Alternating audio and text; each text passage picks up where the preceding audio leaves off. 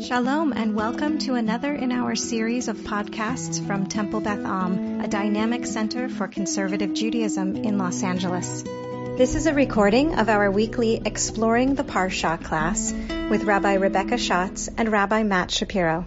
Shabbat Shalom. Rabbi Shapiro, I will pass it over to you. This is Parashat Noach, 2 Parshiot into 5782. We're doing great thus far.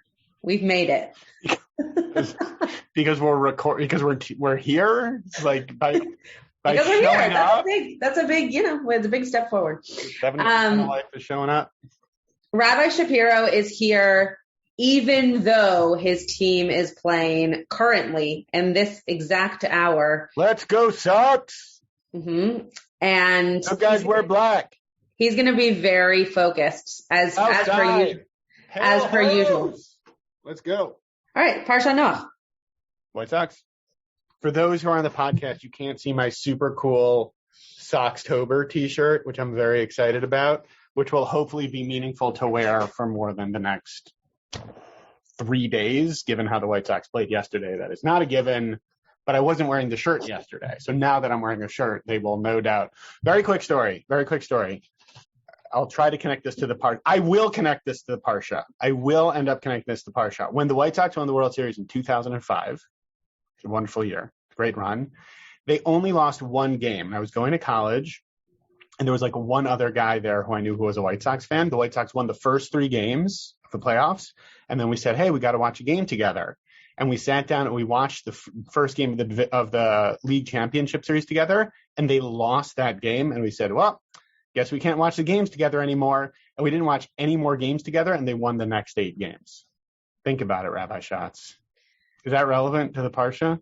No. Is that any halacha? No. Yes, it is. Oh, when you do something 3 times, it's a chazaka. Yeah, but you only did it once. No, but I had done it 3 times, and then I did it a different way, and so there was a different outcome. But once I went back to doing it that way. Just because you can use the voice doesn't mean that it makes any sense. It makes sense. No, I established a chazaka on watching it by myself. Okay. Parashat Noach. It could have been Parashat Noach during the White Sox playoff last time. I will have to go back and check how the White Sox did during last Parashat Noach. All right, Rabbi Shapiro, I'm ready. Let's go. I'm also ready for the White Sox to win. Whoop, whoop. All right. Parashat Noach, which is allegedly what we're talking about today. Okay, as a reminder, wait, hold on. No, whoa, why?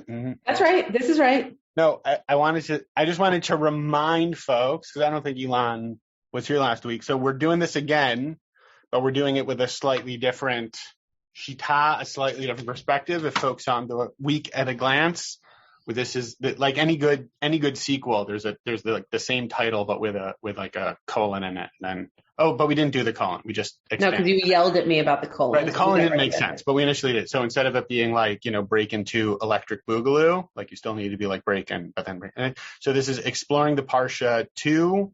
Mental and spiritual growth. So I think that was Rabbi Schatz's idea initially, is like spurred on by Elon. So that is what we're doing. We did it last week. It was good. I think it was good. We're gonna keep trying to ride that train and see how we do. So that's the plan, right, Rabbi Schatz? Yep. And also watch the White Sox win. Okay, Parashat Noach. We are going to pick things up in chapter 8 when it is already very, very rainy. Has anybody talked about the fact that there was a thunderstorm in LA the week of Parashat Noach? Somebody should talk about that. You're just not on Facebook. But yes, everyone has talked about that. I have something to say about that. Oh, great. Good. When I was teaching first grade, and during our tefillot in the morning, and when we changed after the Chagim to saying the prayer for rain, I want you to know that every single year, within a week to 2 weeks, there was rain. The children were entranced. It was always very cool. That is very cool. Yeah, just thought I'd share. That is really cool. Good job, climate. Good job, Bonnie's class having the Yes, good job, Bonnie's davening. Yeah, good job, Bonnie's davening. Yeah. That's very effective. Or whoever the cantor was at the time. Or her students. For doing it was in our classroom. That's right. Yeah, that's great. Bonnie Silk, prayer leader. Okay. We're picking up in chapter 8 of Breshit. For those who might not be familiar with the story, it was a really big flood. Flood that wiped everything out. God had told Noah to build an ark and to schlep his family and the animals on there, and it rained a lot.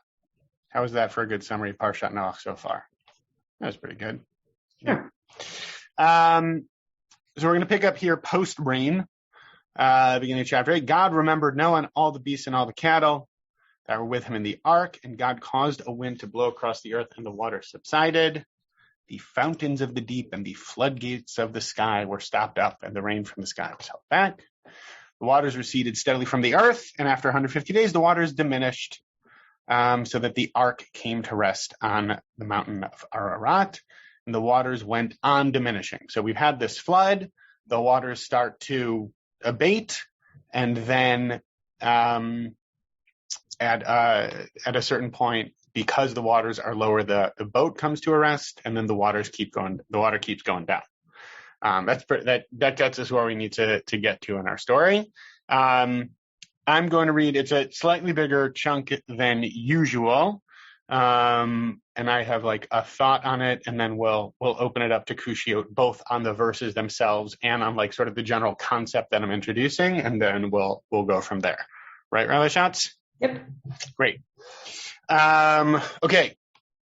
Verse 6, after 40 days, so it seems like after 40 days of now being stuck, Noah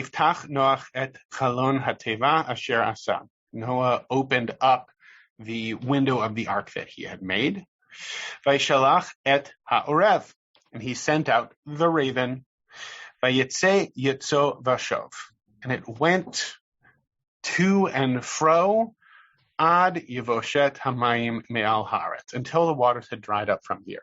Can I just point something out, just for those who aren't looking at the verse? The vayetze, yatso are the same letters, the same word, just used in different tenses, which is why it says to and fro. Because what it really means is it went out and coming back. Right. It went out and then it was caused to go out, meaning like it was returned almost, right? Like it was just using the word went out in different conjugations to mean the same thing. But basically it's like going back and forth, went to and fro. Yeah. That's all we hear about the raven. Now we hear about the bird, who we might associate a little more. Vayishlach et hayonah me'ito. He sent out the dove from himself. He sent out the dove, lir'ot hakalu hamayim, to see whether the waters had decreased, mal pnei adamah, from upon the face of the earth.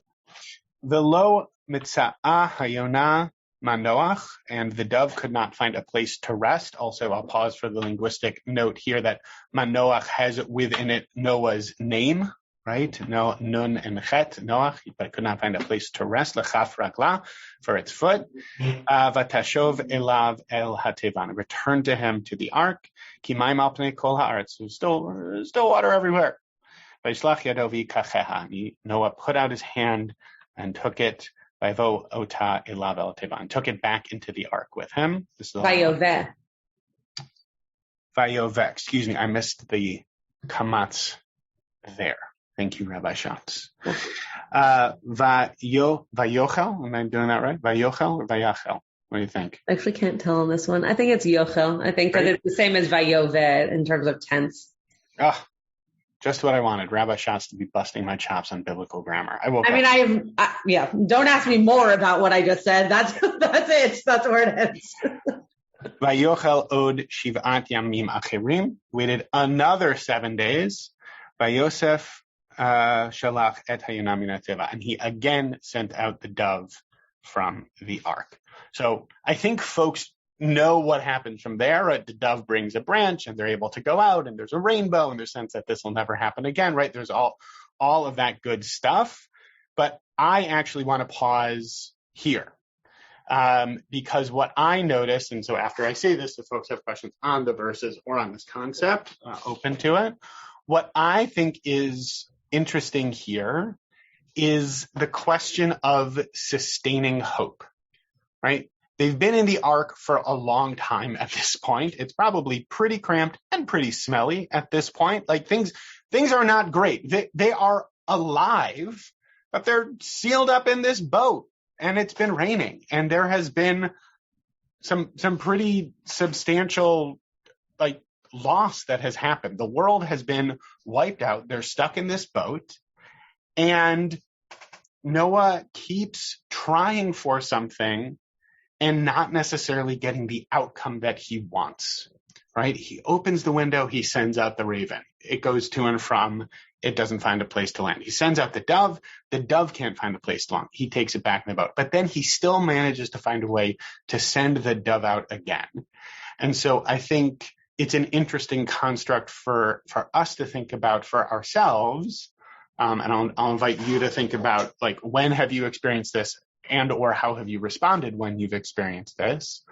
When you are stuck in something or you're trying to do something again and again, it's still not working, and you still somehow find the perseverance, the strength, the hope to keep at it instead of just saying, you know what, I keep trying to send these birds out there, it ain't working. Guess we're all living in the ark now, folks, right? Like he doesn't give up. And I think there's something really interesting in that. And it's the last half sentence I'll say is interesting because I offered up Hayonah Manoach, right? The sense that the dove not finding rest. Ironic, given that Noah's name can mean like resting, but he doesn't rest in continuing with that sort of that perseverance and that hope. And also interesting that Manoach, if you're not looking at it written out, could be from Noah, right? He didn't, the dove did not find something from Noah, right? Or for Noah, which could be a drash for another time. Okay, Mike, you have the first hand up. I will call on you, but then anybody else who has kushiot, please raise your hand and we'll go around. Thanks, Rabbi. You know what, I'm just recalling Rabbi Chorny gave a drasha last Saturday evening, and she talked a lot about, I mean, she really made me think about Noah, because yes, he was a righteous man in his generation, and then, you know, the flood and what he did, and then he gets drunk, you know, but the point was that she talked about the imagery of him like not knowing anything during this flood. I mean, like not, you know, having any concept of, you know, he had this covenant, you know, now with God, but and he had been asked to build the ark, and he did it as commanded, and he just had this way about him that you know, like maintain this hope, I guess, to come out on the other side. And she used imagery like to be in this darkness and not know where the end was going to come or what would happen. And, you know, Rabbi Shapiro is saying, you know, how do you sustain hope like this for so long? And even when the flood ends, this, you know, having to take the dove in. I mean, what's really going to happen? I mean, it makes one think about what an amazing person he was, that he was able to sustain this hope based on just this covenant, and not knowing really, you know, it had to be an incredible amount of hope. So it left me, after Rabbi Chorny talking and just hearing what you both have presented today, it makes you think so much more about Noah. I mean, and what an important and what wonderful qualities he had as a human being. Yeah, thanks for sharing that. It's lovely. Great minds think alike, I guess, for Rabbi Chorny and Rabbi Shapiro. I have some thoughts on that later. Great minds think alike, and so do ours. Right. Oh, very good. Yes. I have some things on that later, some commentaries based on a similar concept later. So I won't say much more now, but thank you for bringing in her teaching. I did not hear it, and I don't believe the Rabbi Shapiro did either. So thank you for bringing that to our attention. Rebecca. So I have two things I wanted to say. Yeah. So while while Rabbi Shapiro was reading these lines, I was trying to think quickly, what's here? What can he highlight that has to do with mental health and all that? And I landed on something completely different. So I just wanted to mention that. Yeah. And I thought you were going towards a trust thing where clearly the Orev is left sort of, he's going back and forth. And it seems like Noah just forgot about him and sent his more preferred bird out and let the bird come back and rest.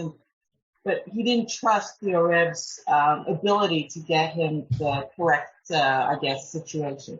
Interesting. So that was where I landed with that. Yeah.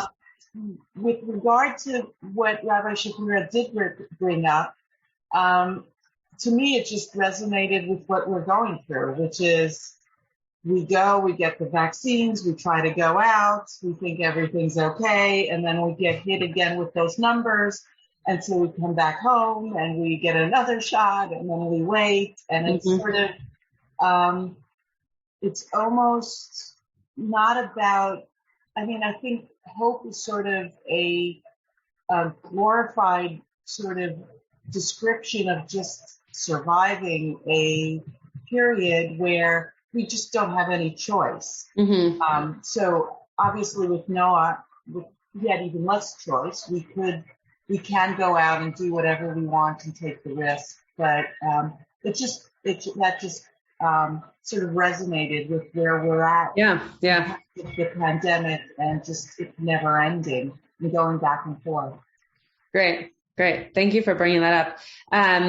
It's interesting that you say about trust with the raven. I had a very different take on the raven being sent out versus the dove. And so mine was much more actually about hesitation than it was about trust, just in terms of like Noah's, interest or maybe capability of being ready for something, like taking baby steps as opposed to big steps, which obviously I knew Rabbi Shapiro's, kind of framing for all of this. So that leads a little bit more into the hope piece, but I love your retelling of the idea of maybe Noah even having more of a relationship with these animals than we know about, and feeling connected to one over the other and how they were utilized. So thank you for sharing that also. Marlise.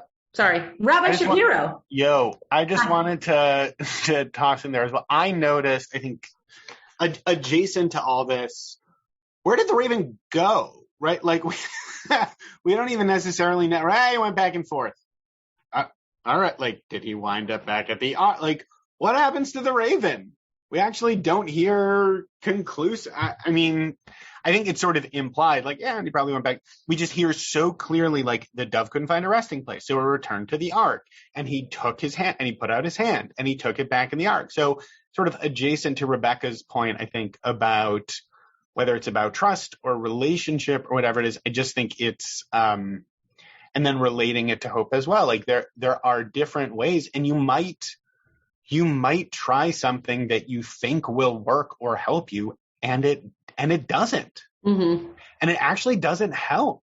And so that can also, I mean, I've been in that, but it's like, if I'm feeling really stuck on something and I try something and it doesn't work, that actually makes it harder to try something new because I tried something and it didn't work. So how am I going to keep going with this? So I noticed that sort of, that gap. Similarly, differently, I don't know, adjacent to all of that. All right, Marlise and then Renee. Well, I guess my question was kind of more about the birds. And I think that Rebecca's point is just really brilliant for tying that into what we're experiencing now, and for Rabbi Shapiro to stop at this point rather than going on to the next part of the story. But I guess I'm wondering if you have any comments about the use of these particular birds. The rabbis do. I mean, I just know the raven from Edgar Allan Poe or that type of, and the dove is a sort of a symbol of peace, I think, from the story. Right. So it just, Are there any other reasons or aspects to that imagery? I can't speak for Rabbi Shapiro, but I did not find, or at least focus on so many commentaries on the specific birds being used. One of the things that I did notice, though, was that some of the commentators spoke about how many of each bird, that potentially it was actually like a flock of them that went out, not just one. And I thought that was kind of interesting. I don't know, Rabbi Shapiro, if you saw that, but the doves or the ravens? I believe it was, I can go back and see. I think that it was the doves, the ravens, sorry, but I can go back and look. But I don't know, whether, I also don't know, this is where like translation comes into play. Who knows if Orev, the thing that actually flew out of the ark, was actually a raven, or if we've now kind of ascribed that to be what we call a raven. So I don't know if they're trying to create two different birds here, and just that there are two different. No, I'm not saying it's not translated that way. I'm just saying I don't know if the translation. No. Sometimes you will see different other places, or bits and bobs in terms of like here, sometimes ravens, sometimes. Yeah. But I don't know. I don't know why it wasn't an eagle and a turkey. I have no idea. Yeah. Turkeys can't fly. The turkey would drown. So that's probably why it wasn't a turkey. Although the drowning turkeys, of course, would be a great name for a rock band. Very good. Very good. Okay. Renee and then Tybal. Oh, Rebecca, did you want to comment on this specifically? Yeah, I just wanted to say that with regard to the dove, which is also a pigeon, there's the whole idea of homing pigeons, where they have this whole... Right. Yeah. This actual capability of returning. Right. Yeah, that's a really good point, that maybe that's specifically why that bird was used. Great. Okay, Renee. So I'm wondering if he saw, and you may have already asked this because my head's not in its place, that the raven or whatever that bird was considered more of like a wild, like a Vildachaya kind of animal, and that was his favorite because maybe he saw it as the purest neshama of all the animals. Yeah, there's definitely, I just found it because I was trying to look for the flock piece that I found before. Chizkuni talks about how a raven is actually not a kosher bird, and how the idea of a raven being sent out was potentially because Noah knew that the raven's job would be to go out and scour for food, which I don't know if that's really what ravens do, but that's what Chizkuni thought they did. And so the idea would be that they would, if they were looking for food, that then we would know that there was dry land. So that was kind of their purpose. So it seems as though maybe the birds were chosen based on purpose, like their actual job, like their role. That's the word I was looking for. Their role in the world, as opposed to necessarily their connection to Noah. But it could be more metaphorical. Or is a dove kosher? No one eats dove. I don't know. I'll look it up. I'm not sure. The reason I ask, because if the issue is the raven is not kosher, Right. I don't think the dove is kosher, so that doesn't hold as a good explanation. Yeah. We can take it up with Chizkuni. But that's a really good point. Yeah, I can look that up. Okay, Tybal. Pigeons and doves are known to be kosher based on their permissible status as sacrificial offerings. Oh, so maybe they're... What a quick Rabbi Google consultation says. Interesting. Okay, great. So they are kosher. Go and eat a pigeon, I guess. Okay, Tybal. I have, and I put an appropriate virtual background up, a drawing my child made in honor of my name. For those who don't know, the name, which is my religious name, Tybal, means dove in Yiddish, which then the feminine is Yonina in Hebrew, etc. So I have this proprietary interest, and what I would like to say is that, and Judy Klitzner, though I'm blocking on the name of the book, something like Transgressive Sequels or something, has an amazing chapter on how the book of Jonah is a completion of the book of Noah. I mean, not the book, the story of Noah is completed by the book of Jonah. So many correspondences, but in that case, that would be why it needed to be a dove, because that's the etymological important linked connection. It has to do with water. It has to do with the names. I'll try to get, if anyone's interested, I'll try to remember or get through Google the actual name of the title of the book and put it in. It's just really an amazing book, and the Jonah chapter is wonderful. That sounds really interesting. Well, especially when you think about Noah being on the water and Jonah being in the water. It also makes me feel so much better that as a kid I could never keep Jonah and Noah. I knew the stories, but I would always flip the character names because they're just so close. So it makes me feel better as a child learner. But yeah, that's fascinating. Noach. What? Noach. You're saying the names are so close to each other. There's no J. Noah, Jonah. Okay. Anyway, I don't know what you're saying. Any other kushio? By the way, I found the commentary. It was the Tur HaAruch said that it was the doves that went out in a flock, but that the ravens, there was only one pair in the ark. Interesting. Any other? I don't see any other kushio, Rabbi Shapiro.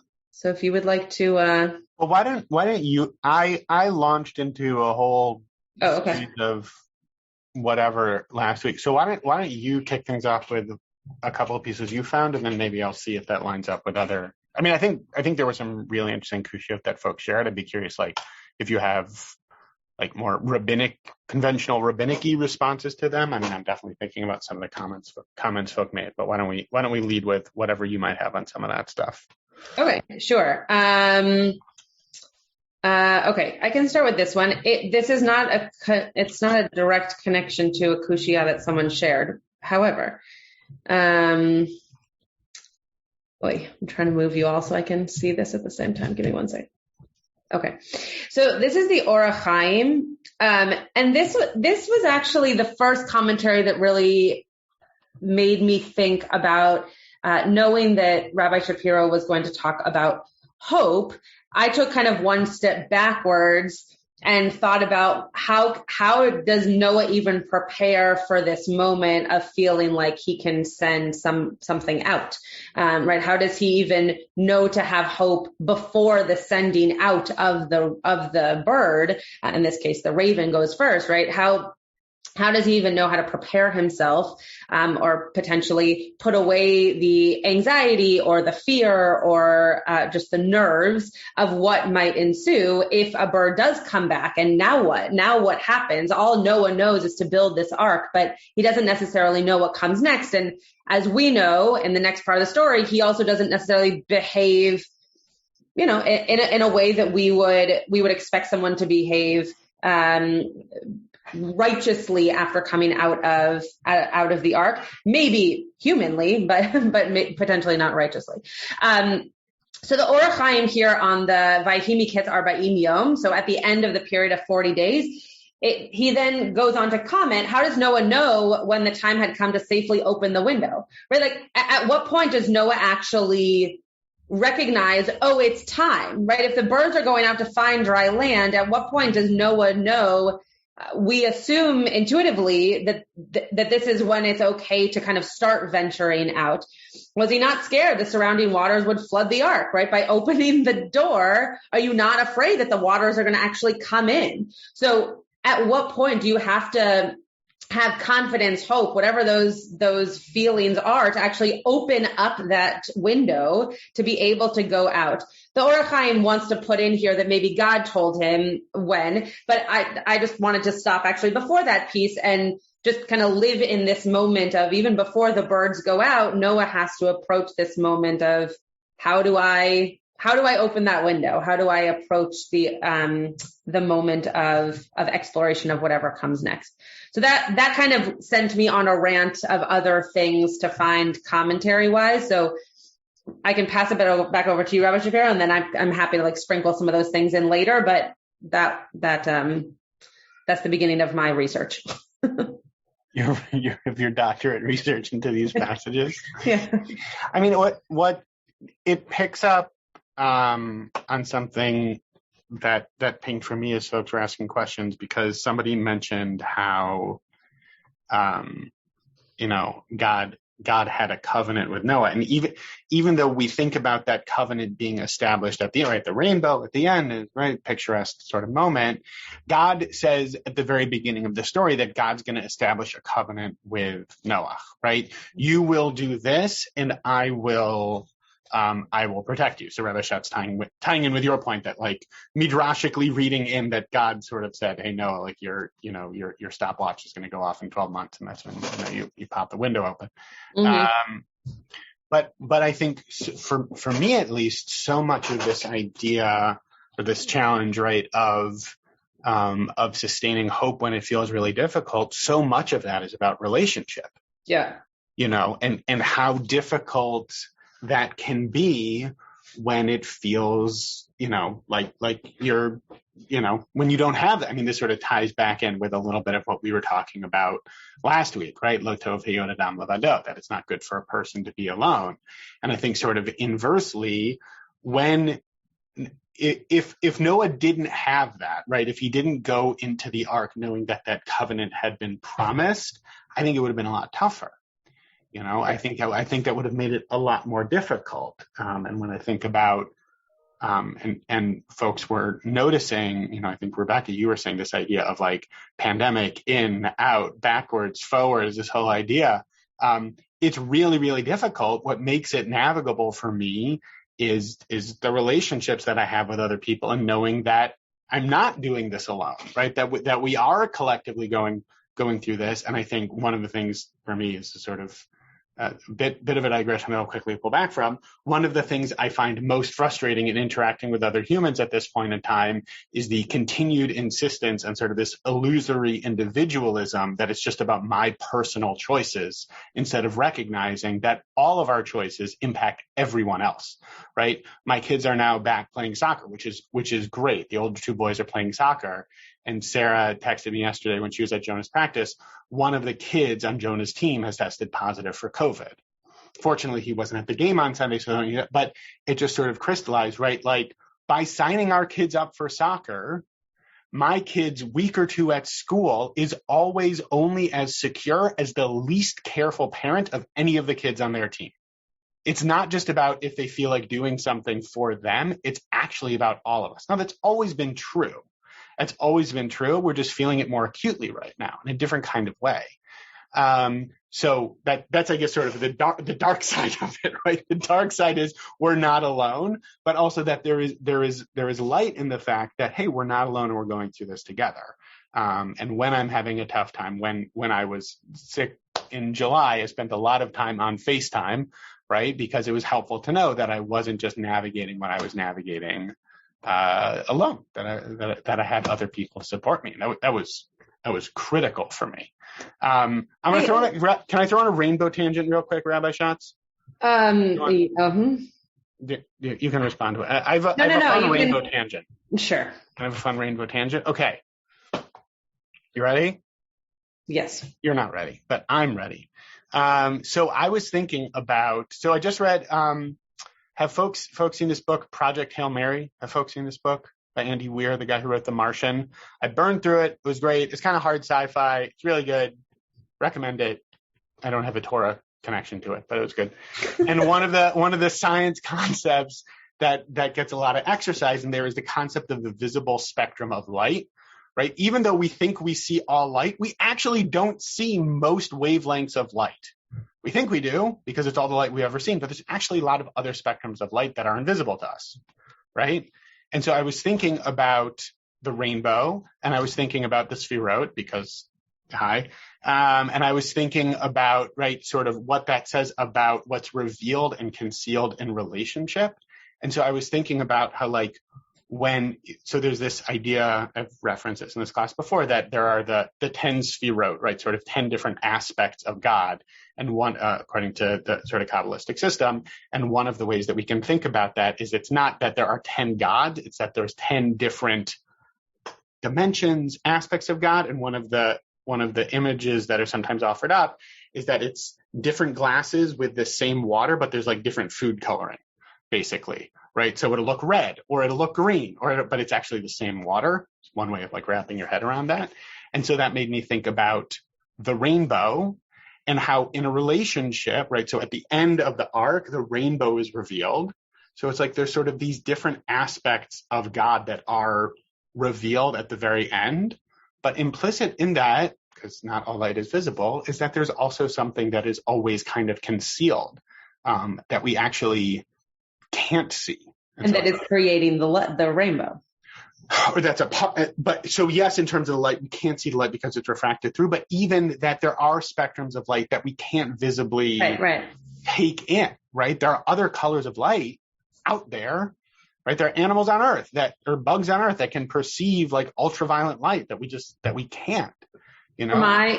For my rabbinical school essay where I had to talk about God and my connection to God, I used a rainbow for the exact reason that you just described.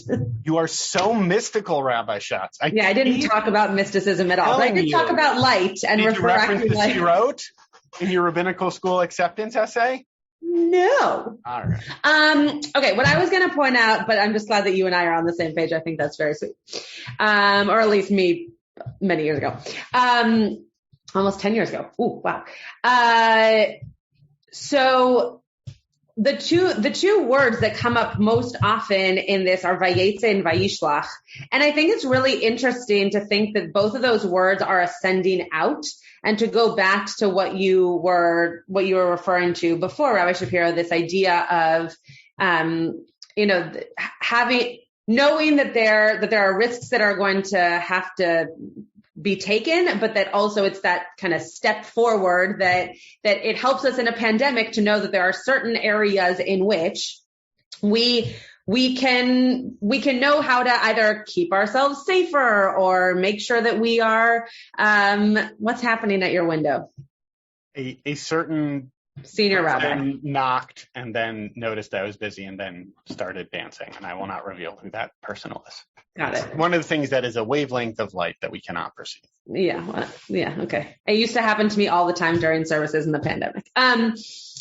So I think that it's interesting that those two words are what are then used for the way in which the dove and raven go out, right? That they are actually sent out, and that they go out because Noah isn't the one doing that. He's doing the action. He's the one sending them, but he's not the one going out, right? He's not venturing out to sea. And so we always have these elements of like, whether it's a boundary or a safety blanket or whatever it is, we have ways of kind of dipping our toe in the water without needing to jump all in. And maybe that's an element of the hope, right? We don't have to feel like everything is going to be amazing. But if we have that glimmer of hope, it helps us get to the parts that are going to be either successful or just make us feel good or whatever it is, by taking those little steps forward. And I thought those two words were particularly interesting to use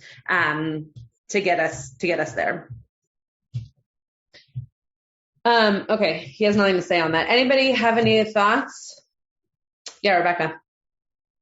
Just quickly with regard to the rainbow, I think I always thought of the rainbow is supposed to be like a sign that God will never erase, us off the face of the earth, and to get the rainbow, you need the rain and the sun, right? You need the light going through the rain, and I think that's sort of part of the hope, that it's not about the rain ending, but more about the sun being there as well. Beautiful, beautiful. Yeah, Denise. So I was just thinking about it, I guess because of our theme of mental and spiritual health. So that question about how did he know when it's time to get off and when it's safe and all the fears he would have and all that. And I mean, I guess we all resonate to that, but it made me think of something my therapist asked me once. I don't even remember what I was freaking out about. It could be anything. But she said, she listened to my whole thing for like 20 minutes or whatever. And then she just said, but Denise, how does that connect to reality now? And it was like, it didn't, And bringing that to Noach too, like he would have to look around and notice that it, as scary as that was, it hasn't rained for a while. And the water had to be receding, and objectively, reality now was getting better. And so, like, it kind of forced him to be in that reality now and not stay in his head. I love that. I love the idea of it's not raining now, right? Knowing that you can stay in that dreary space if you want to, but if you look outside, it's not raining right now. So take that next step. I think that's such a powerful concept. Thank you for sharing that. Mike, did you put your hand down because you were going to say something similar? Or? Well, something similar to what Denise said, actually, because it's sort of like with this, and to put it back onto the pandemic, I think what the pandemic has forced all of us to do is, to think more about hope, and also to sort of think about the way the world works and God, and a little bit of awe and humility, because we think we control everything. And the pandemic has shown us that we can't always, we're not always going to be in control. Even with these different waves of the Delta, I mean, 2 months ago, everybody was predicting that we would all be shut down, and look what happened. I mean, the cases are now going down, and we might even be able to think about putting that first step out again, like right. Putting the feelers out, bringing up the having the hope to go forward, and having having the ability to go ahead and let your kids play soccer, and you can hope, you can be a little bit more hopeful that things will be okay, or maybe like the Bible said, you have good luck. The odds are better, but still, I mean, the whole thing is having humility and also having the ability to look forward to something, I think. Well, and I think you're bringing up an interesting concept of also creating some of that hope, right? Like part of our job and part of what Noah does in sending out these birds is also taking a step to acknowledge or create some of that hope to be able to move forward. And so it's not just that you can be hopeful and imagine that the things around you are going to impact that, but also creating ways in which we can provide hope both to ourselves and also to others. Creating could be a vaccine, and creating could also be deciding as a family that you're going to send your kids to soccer, right? That is also creating hope in a certain way. Bonnie, and then I'll let Rabbi Shapiro finish us out. So hope has to also be tempered by not thinking that, yes, we have hope, but life might not be exactly what we envisioned it being before. Yes. So that through all these 18 months of the pandemic, coming back out is going to look very different. Mm-hmm. And in my case, my life is very different without my husband. Right. But you sort of have to, like the birds, you have to just, flap your wings a little to the next twig and move forward, but not expecting life to be as it was. For sure. And also finding that Noah figure that can help push you out of the ark and help you flap those wings, right? That it's not, the birds didn't choose to leave themselves. They needed Noah to help them find that. And in turn, they helped him find something. So, all right, Rabbi Shapiro. I keep saying to Rabbi Schatz, because we're framing this class a little differently, I think we can make it like a shorter session, but then we keep finding lots of stuff to talk, which I know if you've seen me and Rabbi Schatz interacting at all, I know it's shocking that we keep finding lots of things to riff off of and explore. But it's just funny because off of the past few comments, I have like 4 more things to say. So one of these weeks we'll I don't know what's going to happen. Denise, I know. I don't know what's going to happen per Michael's comment. Well, I mean, that was one of the things I was going to say. Exactly. I thought it, nothing. Yeah, Elon's comment, shorter one, the white text are fine. May they be playing next week, Elon. May they be playing next week. Michael, you were talking about sort of the challenge of seeing what we are and aren't in control of. We're actually in control of very little in this world. We are not in control of 99.99999, right? We are really only in control of how we respond to what's happening around us. That's about it, right? I mean, serenity prayer, right? God grant me serenity to accept the things I cannot change, the courage to change the things I can, the wisdom to know the difference, right? There's very little I'm actually in charge of, I'm actually in control of. How am I going to respond to what's happening around me? And I think Denise, that goes back to the point you were making, which along with Rabbi Schatz, I also resonate with, in addition to loving to be a fly on the wall when your therapist reflected that to you. Denise, how does that actually reflect what's happening in reality right now? Because we do tell ourselves stories, right? We tell ourselves, it's part of how we function as people, is we do tell ourselves narratives about how the world is functioning around us. And we have to learn. We have to learn from patterns and from what has happened before. I have to learn about how I've reacted to something in the past and how I can respond to that differently in the future. Otherwise, I'm just like, wandering around like a lemming, sort of like, oh, well, what do I do now? Right? I have to learn. And that also has to be balanced with sort of the challenge of being present in each moment and saying, okay, great. What am I going to do now? Right? What's actually this current moment calling for, which can be tough, particularly if there's been an ongoing situation that has felt particularly challenging. I think, Rebecca, you made I wrote it down because I thought it was such an interesting framework. You said hope is a glorified description of survival.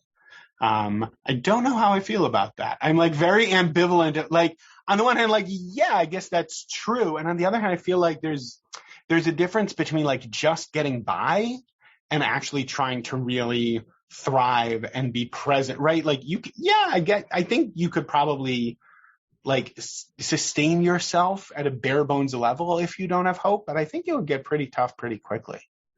I think it would get really, really challenging to be able to sustain that. And that also connects to something that, as we're continuing to riff on this idea of a rainbow, the thought that popped in my head is that a rainbow is like a unique alignment of two essential elements, right? We need water and we need light in order to live, right? I mean, I guess you could live in darkness. Well, go with me on this, right? Like you need, right? Like, even if you're blind, you can still, right? People who are blind have talked about how they can still sense like differences in light when they're walking around, is my understanding. I could be wrong. But that there are these two sort of core elements of how we perceive and experience the world that align in sort of a unique way in order to reflect that covenant. The one other thing I wanted to say, maybe Rabbi Schatz can close us out since I'm throwing out a lot of different random pieces. You're doing great. I'm doing great. Long last. So there was a comment made earlier. Rebecca might have been. I'm just going to keep picking on Rebecca. Rebecca, you made the comment about how how Noah must be this amazing kind of guy, right? You're like to have the strength to be able to respond. No, you're making a face at me. I'm putting words in your mouth. I would never. Rabbi Schatz, I would never put words in anyone's mouth. Rabbi Schatz knows this about me. I would never, right? Sure. Yeah. You made some kind of comment about how the strength that Noah needed to have. No? Maybe? Something? Someone did. Anyway, continue. Someone did. Someone who may or may not be named Rebecca. And folks might know this, that there's this sort of machloket, this ongoing argument in the rabbinic sources when it says Noach ish tzadik tamim haya b'dorotav, that Noah was a tzaddik in his generation. And there's two different ways of understanding that. One is that Noah was a tzaddik. He was a great guy. Noah was a rockin' dude, as the rabbis say. He was awesome, regardless of whatever generation he was in. That's one understanding. Or ish tzadik tamim haya b'dorotav. He was a good guy in the context of a generation that was so bad they were wiped off the face of the earth. So everyone else was a 0.1. Noah was a 0.2, which is what merited him being saved, right? And there's arguments to be made either way.